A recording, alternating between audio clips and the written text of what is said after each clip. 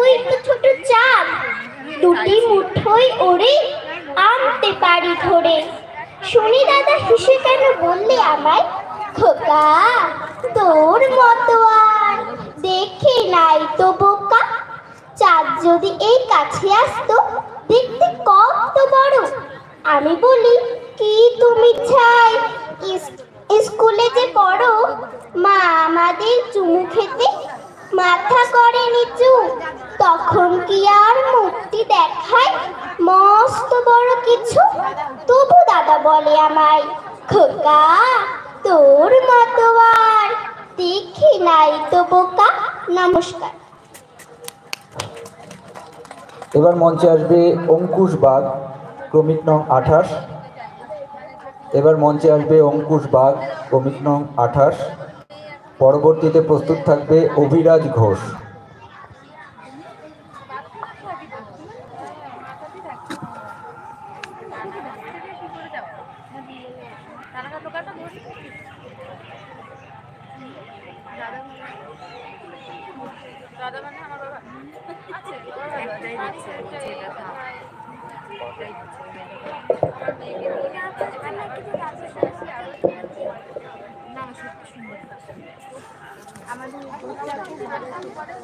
নমস্কার।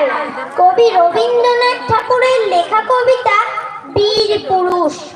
মনে করো যেন বিদেশ ঘুরে মাকে নিয়ে যাচ্ছি অনেক দূরে। তুমি যাচ্ছ পালকিতে মা চড়ে, দরজা দুটো একটুকু ভাগ করে। আমি যাচ্ছি রাঙা ঘোড়ার পরে, টগবগিয়ে তোমার পাশে পাশে। রাস্তা থেকে ঘোড়ার ঘুরে ঘুরে রাঙা ধুলোয় মেঘ উড়িয়ে আসে। সন্ধে হলো, সূর্য নামে পাটে, এলেম যেন জোড়া দিঘির মাঠে। ধু ধু করে যেদিকে পানে চাই, কোনোখানে জনমানব নাই। তুমি যেন আপন মনে তাই ভয় পেয়েছো, ভাবছো এলেম কোথা। আমি বলছি ভয় করো না মাগো, ওই দেখা যায় মরা নদীর সোতা। চোরকাটাতে মাছ রয়েছে ঢেকে, মাঝখানেতে পথ গিয়েছে বেঁকে।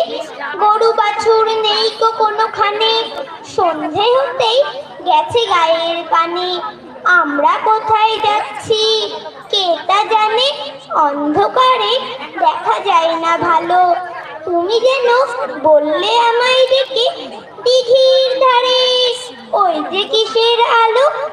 এমন সময় হারে রে রে রে রে, ওই যে কারা আসতেছে ডাকছে রে। তুমি ভয়ে পালকিতে এক কোণে ঠাকুর দেবতা স্মরণ করছো মনে। বেয়ারাগুলো পাশের কাটা বনে পালকি ছেড়ে কাঁপছে থর থর। আমি যেন তোমায় বলছি ডেকে, আমি আছি ভয় কেন মা করো। হাতে লাঠি, মাথায় ঝাঁকড়া চুল, কানে তাদের গোজা জবার ফুল। আমি বলি, দাঁড়া খবরদার, এক পা কাছে আসিস যদি আর, এই চেয়ে দেখ আমার তলোয়ার, টুকরো করে দেব তোদের সেরে। শুনে তারা লম্ফ দিয়ে ওঠে, চেঁচিয়ে উঠলো, হারে রে রে রে রে। তুমি বললে যাস না খোকা ওরে। আমি বলি, দেখো না চুপ করে। ছুটিয়ে ঘোড়া গেলেন তাদের মাঝে, ঢাল তলোয়ার ঝনঝনিয়ে বাজে। কি ভয়ানক লড়াই হলো মাঝে, শুনে তোমার গায়ে দেবে কাটা। কত লোক যে পালিয়ে গেল ভয়ে, কত লোকের মাথা পড়লো কাটা।